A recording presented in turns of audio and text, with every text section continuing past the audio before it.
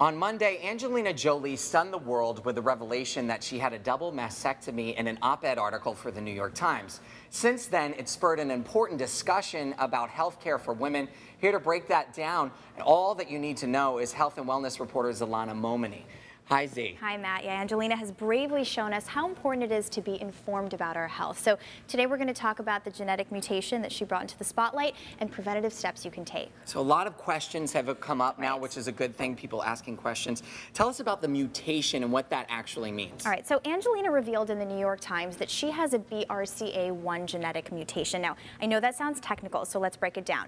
BRCA stands for breast cancer. The BR is from breast, the beginning of the breast word, and CA, cancer. So BRCA genes help us fight cancer in the body, but some families do have broken or mutated genes that are passed down through generations. Now, approximately 5 to 10% of all breast cancers and 14% of ovarian cancers occur from this BRCA1 or BRCA2 genetic mutation that's passed down from either parent. And that was the case with Angelina. Right. Her mom had breast cancer. Right. She died of ovarian cancer. Right. And then her maternal grandmother also was diagnosed with ovarian cancer. Right, exactly. So women carrying this genetic mutation have up to an 87% chance of getting breast cancer through a lifetime and a 54% chance of ovarian cancer, which is very high. And to put it into perspective, in the general population, 12% of women are at risk for breast cancer, which is about 1 in every 7 to 8 women in this country, and less than 1% for ovarian cancer. So this type of hereditary breast cancer generally targets younger women. So opting for preventative surgery like Angelina did by, removing both breasts can greatly reduce the risk. So then what would prompt someone to get tested? Good question. Testing is recommended for people who have a family history of the genetic mutation or of breast or ovarian cancer. So you definitely, want to ask your doctor if testing is right for you. It's a pricey test, but if you have this type of history, insurance companies will cover it. Now, are all breast cancers caused by this type of mutation? That's another great question. There's actually 10 genes that can cause breast cancer, but this gene that Angelina is dealing with is the most common. Okay, it sounds like there's a small percentage of women that are affected Right. by the actual mutation, but if you don't carry that gene, are you still at risk?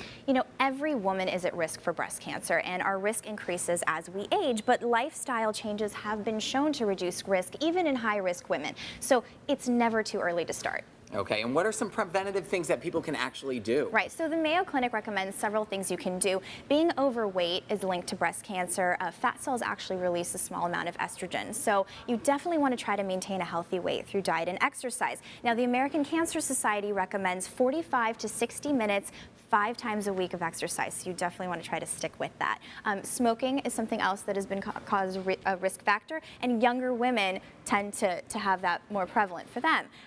The other thing that is really important is the more alcohol you drink, the higher your risk. So you definitely want to try to limit your drinks to one a day if you are going to drink alcohol. And you really can't stress enough to do the self-exams at home. Absolutely. You really need to be vigilant and thorough for detection. If you notice any changes in your breast, any new lumps, any skin discolorations, talk to your doctor.